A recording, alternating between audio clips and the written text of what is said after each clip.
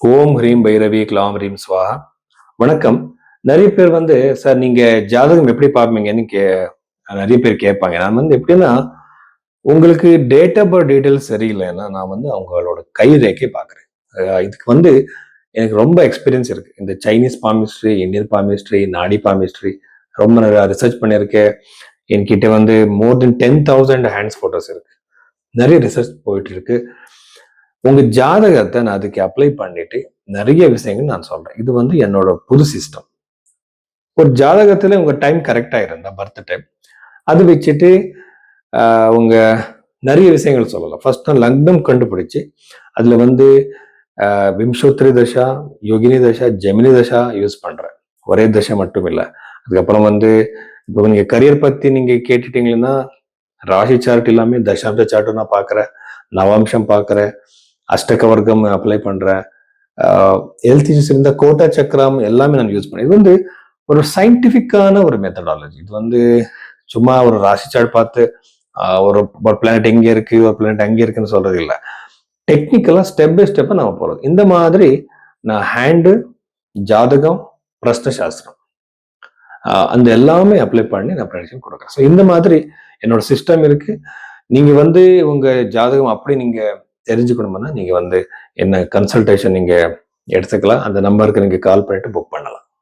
கன்னி ராசி 2026 ஏப்ரல் 5ஆம் தேதிக்கு அப்புறம் இந்த இந்த கன்னி ராசியில பிறந்தவருக்கு என்னென்ன பாசிட்டிவ் நெகட்டிவ் இருக்குன்னு நம்ம பார்க்கலாம்.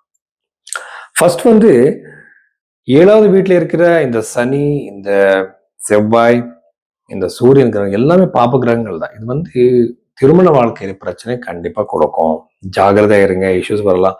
பொருத்தம் பார்ப்பாங்க நிறைய பேர். பொருத்தம் விட இம்பார்ட்டன்ட்டா நம்ம சயின்டிபிக்கா பார்க்கணும். எப்படி ஒரு ஜாதகத்துல ஏதாவது மென்டல் இஷ்யூஸ் இருக்கா, ஹெல்த் இஷ்யூஸ் இருக்கா, இந்த மாதிரி இப்போ அவருக்கு சைக்கோலஜிக்கலா எப்படிப்பட்ட ஆளு, இது எல்லாமே நாம பார்க்கணும். அப்படி பார்த்து மேட்ச் பண்ணாதான் அந்த திருமண வாழ்க்கை நல்லா இருக்கும். இல்லைன்னா ஏதாவது பிரச்சனை கண்டிப்பா வர்றதுக்கு வாய்ப்பு இருக்கும். ஸோ ஜாகிரதை இருக்கணும், சயின்டிபிக்கா பார்க்கணும். இந்த மாதிரி இஷ்யூஸ் எல்லாம் இந்த கன்னிராசியில பிறந்தவருக்கு கண்டிப்பா வரும். திருமணம் கூட டிலே ஆயிடும். சனி அங்க இருக்கிறதுனால யூஸ்வலா திருமணம் சரியான நேரத்துல நடக்காது. ஸோ அதனால ஸ்வயம்வர பார்வதி யந்திரத்தை வச்சு ரெகுலரா பூஜை பண்ணுங்க. அந்த யந்திரம் பைரவி ஆஸ்ட்ரோல புக் பண்ணுங்க. இன்னொரு விஷயம் என்னன்னா 7th ஹவுஸ்ல இருக்கிற சூரியன் இது கூட திருமண வாழ்க்கைக்கு நல்லது கிடையாது. இது ஏதாவது இஷ்யூஸ், மிஸ் அண்டர்ஸ்டாண்டிங்ஸ். இன்னொரு விஷயம் என்னன்னா உங்களுக்கு உங்க பாஸுக்கு நடுவே நிறைய விஷயஸ் வரலாம். உங்களை ஹையர் அத்தாரிட்டிக்கு உங்களுக்கு நடுவே, நீங்க கவர்மெண்ட் ஜாப்ல இருந்தாலும் கூட அங்கே கூட ஹையர் அத்தாரிட்டிக்கு உங்களுக்கு நடுவே, உங்க அண்ணனுக்கு உங்களுக்கு நடுவே, யாரெல்லாமே உங்க மேல ஏஜ்ல பெரியவர் இருக்காங்களோ அவருக்கு உங்களுக்கு நடுவே இஷ்யூஸ்கள் வரலாம். ஜாகிரதை இருங்க. 12th ஹவுஸ்ல இருக்கிற கேது இது ஒரு ஸ்பிரிச்சுவலான தாட்ஸ் அதிகமா உங்களுக்கு கொடுக்கும்.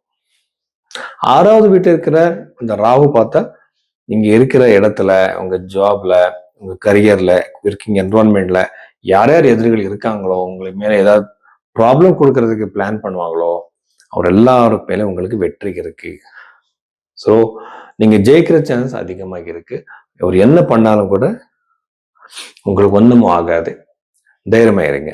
ஸோ அதுக்கப்புறம் இந்த கன்னிராசியில பிறந்தவருக்கு அஷ்டம பாவத்துல இருக்கிறது, செகண்ட் லார்டு அஷ்டம பாவத்தில் இருக்கிறது பைனான்சியலா லாஸ் கூட ஆகலாம். இப்போ இங்க உங்களுக்கு புரியாத ஏதோ ஒரு பிசினஸ் ஸ்கீம்ஸ்க்கு நீங்க பிசினஸ் போட்டிருக்கீங்க.